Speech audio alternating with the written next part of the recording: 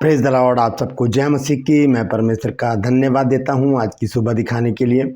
एक और दिन परमेश्वर ने मेरे और आपके जीवन में जोड़ा है। एक नई सुबह परमेश्वर ने हम सबको दिखाई है, क्योंकि कितने लोग हैं जो आज का दिन नहीं देखने पाए होंगे, इस संसार से चले गए। लेकिन ये परमेश्वर की महाकरुणा है, दया है, प्रेम है कि उसने हमें जीवित और सही सलामत रखा है। Praise the Lord. एक नया संदेश लेकर मैं आपके सम्मुख उपस्थित हूँ। मैं आपका दोस्त पास्टर राज मसीह। आज का संदेश जो है वो बहुत ही संवेदनशील है। एक ऐसी आज्ञा है जिसके बारे में हम बहुत कम जानते हैं, और अगर जानते भी हैं तो उसे इग्नोर करते हैं। क्या आप जानते हैं कि बाइबल में मर्डर करने की आज्ञा दी गई है, मार डालने की आज्ञा दी गई है। इस विषय पर बात करेंगे। पूरा संदेश सुनिएगा, और अगर बात समझ में आ जाए तो इसे ज़रूर शेयर कीजिएगा, क्योंकि बाइबल एक धार्मिक पुस्तक है और हमारा जो पंथ है वो कभी भी ऐसी आज्ञा नहीं देता। लेकिन एक वचन ऐसा मेरे सामने आया जिसके लिए मुझे विवश होना पड़ा इस वचन को शेयर करने के लिए। तो बने रहिएगा मेरे साथ शुरू से लेकर अंत तक, और आज हम जानेंगे कि बाइबल किसका मर्डर करने के लिए हमें आज्ञा देती है। Praise the Lord. True pulse में आज का सवाल है कि लूत की पत्नी नमक का खंबा क्यों बन गई। आप लोग सीधा सा आंसर देंगे क्योंकि उसने पीछे मुड़कर देखा, लेकिन ये इसका आंसर नहीं है। सही जवाब क्या है, अगर आप जानते हैं तो उसे कमेंट्स बॉक्स में लिख दीजिए, अन्यथा डिस्क्रिप्शन में आपको इसका जवाब मिल जाएगा। Praise the Lord. मेरे साथ मेरी मुहिम में शामिल हो जाइए। जिद है सच को फैलाने की। ये बहन रेखा है हमारी, जो पंजाब में हमारा प्रेयर सेंटर चला रही हैं। इनका नंबर है, आप इन्हें कॉल कीजिए। ये आपके लिए प्रार्थना कर रही हैं। बहुत सारे आश्चर्यक्रम हो रहे हैं। आप एक बार प्रार्थना करवा के देखिए, परमेश्वर आपके जीवन में भी आश्चर्यक्रम ज़रूर करेंगे। बीमारी हो, चिंता हो, दुख हो, कोई भी बात हो। बहुत सारी गवाहियाँ मेरे पास बहन ने भेजी हैं। बहुत जल्दी उनका मैं वीडियो बनाकर आपके सम्मुख लेकर आऊँगा। Praise the Lord. आइए एक छोटी सी प्रार्थना करते हैं और उसके बाद आज के वचन को शुरू करेंगे। प्रभु जी, मैं धन्यवाद देता हूँ आज की सुबह दिखाने के लिए। धन्यवाद देता हूँ प्रभु जी आज के वचन के लिए जो तूने दिया है। इसे शेयर करने में मेरी मदद सहायता कर। मेरे होठों को, मेरे दिलो दिमाग को छूकर ब्लेस कर। मेरी आत्मा और मेरा शरीर तेरे ही कब्जे में रहे, ताकि बोलने वाला मनुष्य नहीं बल्कि तेरा आत्मा हो। जो भी गुण भेद की बातें आज के इस वचन में छिपी हैं वो हम पे प्रकट करना प्रभु, ताकि उन बातों को हम जानें और अपने जीवन को उसी के अनुसार गुजारने वाले बन सकें। जितने भी लोग इस वचन को देख रहे हैं, सुन रहे हैं, उन सब पर मैं तेरी आशीष बोलता हूँ। हर एक को आशीषित कर, हर एक की रोग बीमारी को, चिंता को, परेशानी को अपने सामर्थ्य नाम के द्वारा दूर कर। हर एक घर से लड़ाई झगड़े, तफरके, मनमुटाव, तलाक, बांझपन, नशा, बेरोजगारी और प्रभु जी बीमारियां दूर कर दे, कर्जे दूर कर दे प्रभु, ताकि तेरे बच्चे एक अच्छा और प्रतिष्ठित जीवन जी सकें, खुशहाल रहें, भले चंगे रहें प्रभु, और तेरी महिमा करते रहें। धन्यवाद देता हूँ प्रभु, तूने मेरी प्रार्थना को सुन लिया। प्रभु यीशु के नाम से मांगता हूँ, आमीन। Praise the Lord. तो आइए आज के इस वचन को हम शुरू करेंगे। हत्या करने की आज्ञा। हत्या करने की आज्ञा, मर्डर करने का जो कमांडमेंट है वो बाइबल हमें बताती है। तो वो कहाँ पर है, क्या है, इसके विषय में आज हम जानेंगे। मैं जल्दी से आपके सम्मुख इस वचन को रखना चाहता हूँ, तो इसलिए ध्यान से सुनिएगा शुरू से लेकर अंत तक। कुछ महत्वपूर्ण बातें हैं जो आज मैं आपके साथ शेयर करना चाहता हूँ, और मैं गुजारिश करता हूँ कि इस वचन को ज़रूर शेयर कीजिएगा, क्योंकि बहुत से लोग हैं जो इस बात को जानते ही नहीं हैं। अगर जानते भी हैं तो उसे इग्नोर कर देते हैं। तो सबसे पहले हम देखते हैं कुलुस्सियों की पत्री 3 अध्याय। कुलुस्सियों की पत्री है, संत पौलुस के द्वारा लिखी गई है, और संत पौलुस यहाँ पर कुछ ऐसी महत्वपूर्ण शिक्षा में दे रहे हैं जो हर एक विश्वासी के लिए बहुत ज़रूरी है, हर एक मनुष्य के लिए बहुत ज़रूरी है, चाहे वो नए विश्वासी हों, चाहे वो पुराने विश्वासी हों, या जो प्रभु को जानते भी नहीं, उन तक ये वचन अगर पहुँच जाए तो वो भी अपने कानों से सुनकर अपने जीवन को बदलने का प्रयास करेंगे। तो आपसे गुजारिश है कि इस वचन को शेयर ज़रूर कीजिएगा, और जितना ज़्यादा हो सके कीजिएगा। तो हम देखते हैं कुलुस्सियों 3 अध्याय और उसके 5 पद से जब हम पढ़ते हैं तो शुरू में ही वो आज्ञा हमको मिल जाती है।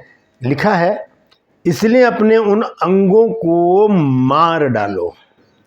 ये है हत्या करने की एक आज्ञा। मार डालने का मतलब क्या है? मर्डर कर देना, हत्या कर देना। तो ये वो आज्ञा है जिसको हम इग्नोर कर जाते हैं। बाकी आज्ञाएं हमारे जीवन में आती हैं, हम उन्हें सुनते हैं, देखते हैं और थोड़ा सा डर भी हमारे अंदर आता है कि भाई परमेश्वर ने ऐसा करने के लिए मना किया है, लेकिन फिर भी हम उन कामों को करते रहते हैं। लेकिन ये आज्ञा ऐसे जिसको हमने पढ़ा भी होगा, सुना भी होगा, लेकिन इसे इग्नोर कर दिया, इसे इग्नोर कर दिया। तो यहाँ पर संत पौलुस कहते हैं कि इसलिए अपने उन अंगों को मार डालो जो पृथ्वी पर हैं।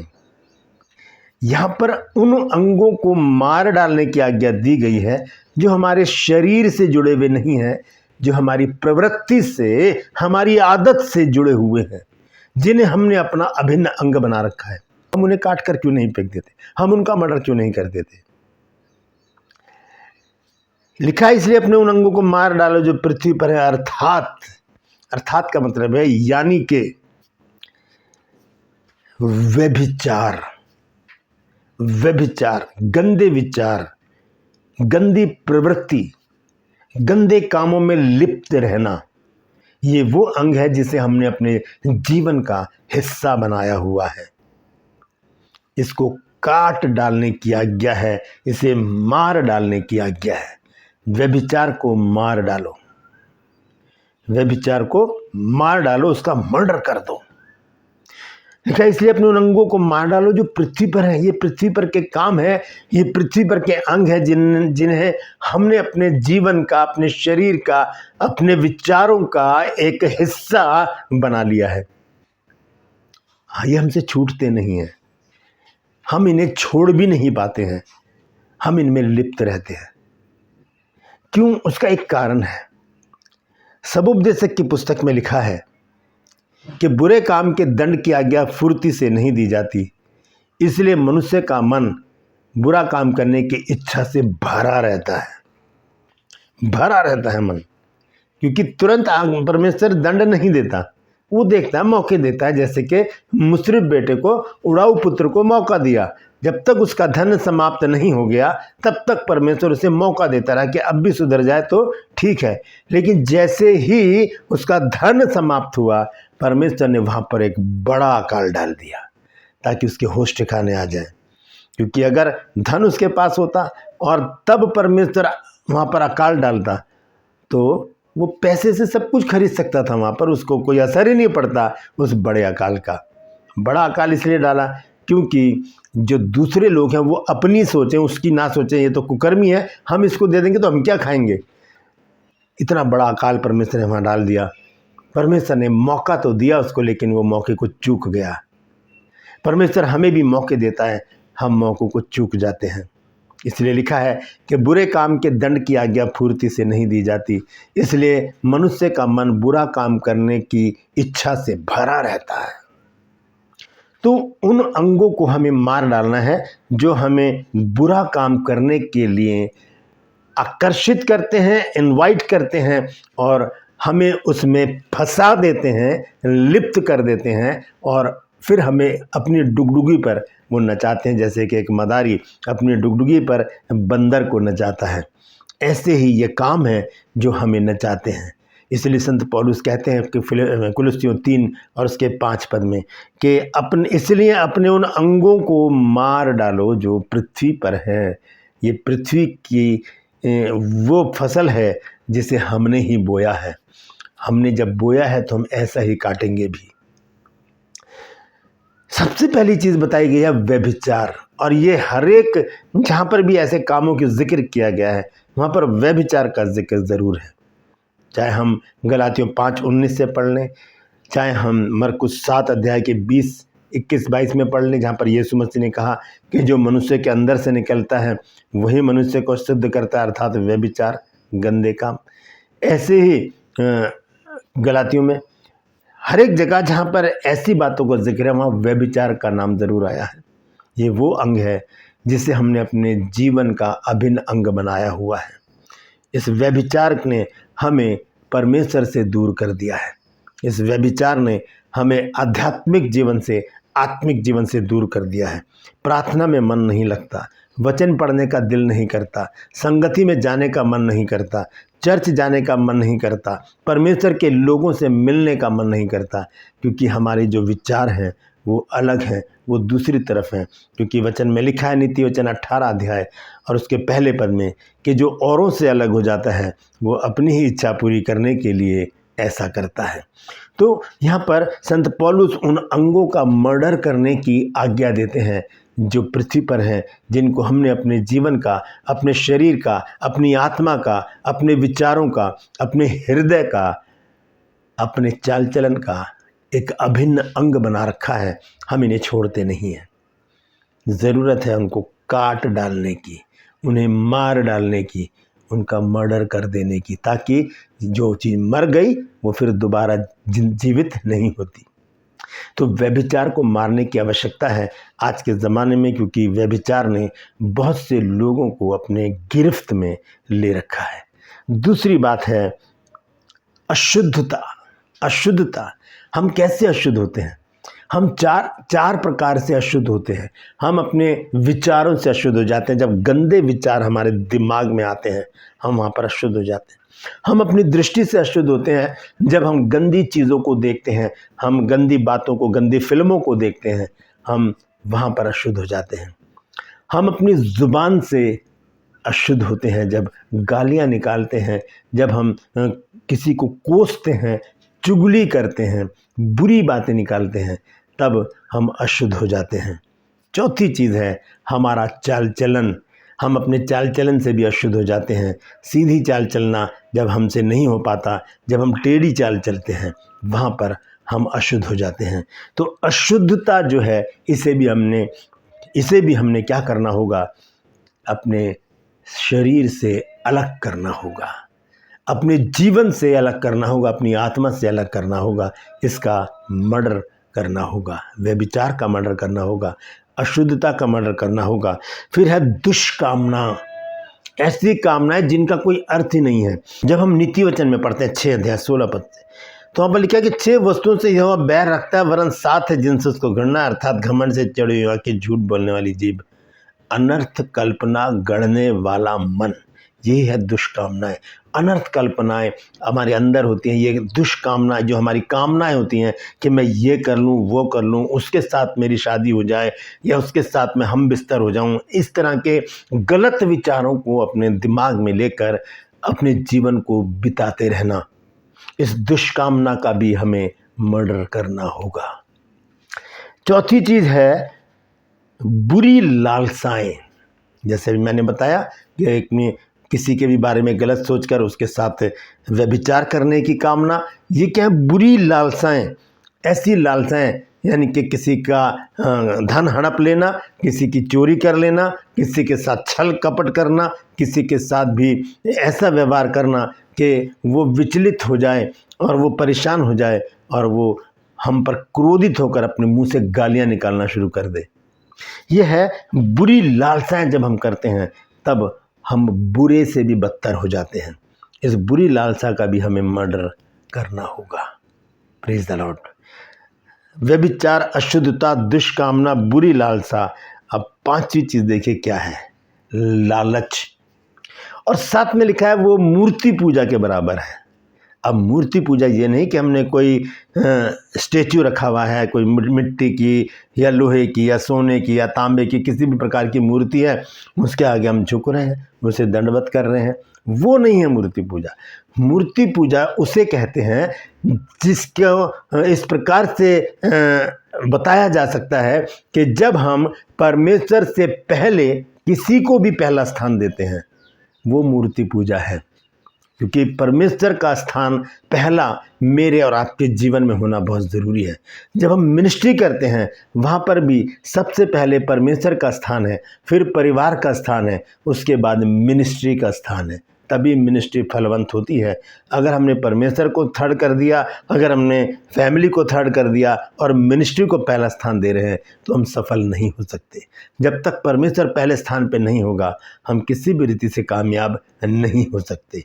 तो मूर्ति पूजा क्या है कि हम परमेश्वर से पहले किसी को भी स्थान दे दें, चाहे वो धन हो, चाहे वो जमीन जायदाद हो, चाहे वो परिवार हो, बच्चे हों, बीवी हो, पति हो, चाहे वो संसार की कोई भी चीज़ हो, बॉयफ्रेंड हो, गर्लफ्रेंड हो, फ़ोन हो, सांसारिक बातें हो, कुछ भी हो, परमेश्वर से पहले अगर ये चीज़ें हैं तो हम मूर्ति पूजक हैं। हम उनकी मूर्त को अपने हृदय में रखे हुए हैं। उन्हें निकालना पड़ेगा। उनकी सोच का, जो हमारी सोच में वो बसे हुए हैं, उसका मर्डर हमें करना पड़ेगा। उसको हमें क्या करना पड़ेगा? मार डालना पड़ेगा इस मूर्ति पूजा को। 5 बातें हो गई। आइए आगे पढ़ेंगे। 6 पद में क्या लिखा है? इन्हीं के कारण परमेश्वर का प्रकोप आज्ञा न मानने वालों पर पड़ता है। ये आज्ञा है कि हम इन अंगों को मार डालें। अगर नहीं मानेंगे तो प्रकोप आएगा परमेश्वर का। परमेश्वर की अनाज्ञाकारिता करके हम पाप में फंस जाएंगे और फिर परमेश्वर हमसे घृणा करेगा, हमसे दृष्टि फेर लेगा और हम बद से भी बदतर जीवन में चले जाएंगे। ये बहुत बड़ी आज्ञा है जो संत पौलुस ने दी है। हमें इन अंगों को मारने की ज़रूरत है। 7 पद में लिखा है, और तुम भी जब इन बुराइयों में जीवन बिताते थे तो इन्हीं के अनुसार चलते थे, पर अब तुम भी इन सब बातों को, अर्थात क्रोध, ये छठी बात है, ये छठा अंग है जिसको हमें हटाना पड़े। क्रोध, छोटी छोटी बातों पर हम क्रोधित हो जाते हैं। अब क्रोध आने के बाद ही क्या होता है? हमें क्रोध आने के बाद ही क्या होता है? हम गलत काम कर जाते हैं। यीशु मसीह ने कहा कि तुम सुन चुके हो कि कहा गया था हत्या ना करना, लेकिन मैं तुमसे कहता हूँ कि क्रोध ना करना। क्यों? क्योंकि क्रोध में ही हत्याएं होती हैं। कोई प्यार में किसी का मर्डर नहीं करता। क्रोधित होता है इंसान तभी किसी का मर्डर करता। तो यीशु मसीह ने उस मर्डर को रोकने के लिए कहा क्रोध मत करना। तो इस क्रोध को भी हमें क्या करना पड़ेगा? अपने जीवन से हटाना पड़ेगा। फिर रोष, बैरभाव, निंदा, मुंह से गालियां बकना, ये सब बातें छोड़ दो, इनका मर्डर कर दो, इनको हटा दो। ये हमारे जीवन में ना आए, क्योंकि इनके होने से क्या होगा? हमारा जीवन बदतर बन जाएगा। हम संसारिक और पापमय जीवन जीते हुए हम परमेश्वर की उस मिराज से दूर हो जाएंगे जिसका वायदा उसने अपने लोगों से किया है। दोस्तों, हमें इन अंगों को मारना पड़ेगा। अगर नहीं मारेंगे तब परमेश्वर इसका दंड हमको ज़रूर देगा, क्योंकि हम फिर आत्मिक नहीं, हम फिर आध्यात्मिक नहीं, हम सांसारिक हैं और पाप में लिप्त अपने जीवन को व्यतीत कर रहे हैं। और ऐसे लोगों से परमेश्वर दूर ही रहता है। Praise the Lord. जब हम पढ़ते हैं यहेजकेल नबी की पुस्तक, उसका 18 अध्याय और उसके 30, 31 और 32 पद में, तो देखिए वहाँ पर क्या लिखा है। यह लिखा है कि प्रभु यहोवा की ये वाणी है, हे इज़राइल के घराने, मैं तुम में से हर एक मनुष्य का न्याय उसकी चाल चलन के अनुसार करूँगा। पश्चाताप करो और अपने सब अपराधों को छोड़ो, तभी तुम्हारा अधर्म तुम्हारे ठोकर खाने का कारण नहीं होगा। पश्चाताप करो, छोड़ दो, मर्डर कर दो, इन चीज़ों का अलग कर दो इन चीज़ों को। लिखा है तब तुम्हारा अधर्म तुम्हारे ठोकर खाने का कारण नहीं होगा। 31 पद देखिए क्या लिखा है। अपने सब अपराधों को जो तुमने किए हैं दूर करो। जितने भी बातें मैंने बताई हैं कुलुसियों से, वो सब अपराध हैं। तो लिखा अपने सब अपराधों को जो तुमने किए उन्हें दूर करो, अपना मन और अपनी आत्मा बदल डालो। हे इज़राइल के घराने, तुम क्यों मरो? मरने से परमेश्वर प्रसन्न नहीं होता। वो मनुष्य क्या मर्डर करने से प्रसन्न नहीं होता। परमेश्वर चाहता है कि हर एक मनुष्य जीवित रहे और एक अच्छा और प्रतिष्ठित जीवन जिए, उसके भय में अपने जीवन को व्यतीत करे। ऐसा गंदा जीवन ना जिए जिससे कि परमेश्वर उससे घृणा करे। 31-32 पद में लिखा है, क्योंकि प्रभु यहोवा की ये वाणी है, जो मरे उसके मरने से मैं प्रसन्न नहीं होता, इसलिए पश्चाताप करो तभी तुम जीवित रहोगे। दोस्तों, इन अंगों का मर्डर हम कैसे कर सकते हैं? पश्चाताप करके। अपने हाथों को उठाकर परमेश्वर से विनती करें, घुटने पर आ जाएं और प्रभु से प्रार्थना करें, प्रभु मैं पश्चाताप करता हूँ और विनती करती हूँ प्रभु कि ये जो मेरे अंग हैं जिन्हें मैंने अपने जीवन का अभिनंग बना रखा है, जिससे तू घृणा करता प्रभु, आज मैं इनको अपने जीवन से दूर करना चाहता हूँ, दूर करना चाहती हूँ। तू मुझे सामर्थ्य दे, क्योंकि संत पौलुस ने कहा है कि जो मुझे सामर्थ्य देता है उसमें मैं सब कुछ कर सकता हूँ। प्रभु मैं ये भी कर सकता हूँ, मैं ये भी कर सकती हूँ कि अपने इन अंगों को मैं मार डालूँ। मुझे शक्ति दे, सामर्थ्य दे प्रभु, ताकि मैं इस कार्य में सफल हो सकूं। यीशु के नाम से मांगते हैं, आमीन। छोटी सी प्रार्थना कीजिए। परमेश्वर इस प्रार्थना को सुनकर आपके जीवन में ऐसा अद्भुत काम करेगा कि आपको इतनी हिम्मत, बल, सामर्थ्य मिलेगी कि आप इन अंगों को मार डालेंगे। Praise the Lord. परमेश्वर इन वचनों के द्वारा हम सबको आशीष दे। यदि आज आपने कुछ नया सीखा है तो ज़रूर कमेंट्स में लिख दीजिएगा। मैंने कहा था कि ये ऐसा वचन है जिसको हमने इग्नोर कर दिया होगा कई बार, लेकिन आज एक ऐसा वचन परमेश्वर ने हमको दिया है जो हमें नया बनाने के लिए प्रेरित करता है। तो इसे शेयर कीजिए ताकि और भी लोग इन बातों को जान सके, और अगर कुछ नया सीखा है तो ज़रूर बताइएगा। Praise the Lord. True pulse में आज का सवाल है कि लूत की पत्नी नमक का खंबा क्यों बन गई थी? अगर जानते हैं तो कमेंट्स में लिख दीजिए, नहीं तो डिस्क्रिप्शन में आपको इसका जवाब मिल जाएगा। मेरे साथ मेरी मुहिम में शामिल हो जाइए कि जिद है सच को फैलाने की। ये नंबर बहन रेखा का है। हमारा प्रेयर सेंटर है पंजाब में, आप वहाँ पर प्रार्थना करवा सकते हैं। कॉल कीजिए, बहन प्रार्थना करेंगी और परमेश्वर आपके जीवन में काम करेंगे। यदि अभी तक आपने मेरे इन दोनों चैनल्स को सब्सक्राइब नहीं किया तो अभी सब्सक्राइब कर लीजिए, बेल आइकन को दबाइए ताकि नोटिफिकेशन आपके पास पहुंचे, नया वीडियो बिना व्यवधान के आपके पास पहुंच जाए। मेरी वीडियोस को लाइक कीजिए, शेयर कीजिए और कमेंट्स बॉक्स में आकर मुझसे ज़रूर बातचीत कीजिए। Praise the Lord. आज के लिए बस इतना ही, फिर मिलूंगा एक नए संदेश के साथ, एक नया वीडियो लेकर। तब तक के लिए मुझे इजाज़त दीजिए, लेकिन अपना और अपनों का ख्याल रखिए, और उन अंगों को, अगर आपके जीवन में ये व्यर्थ के अंग है, इन्हें काट डालिए। Praise the Lord.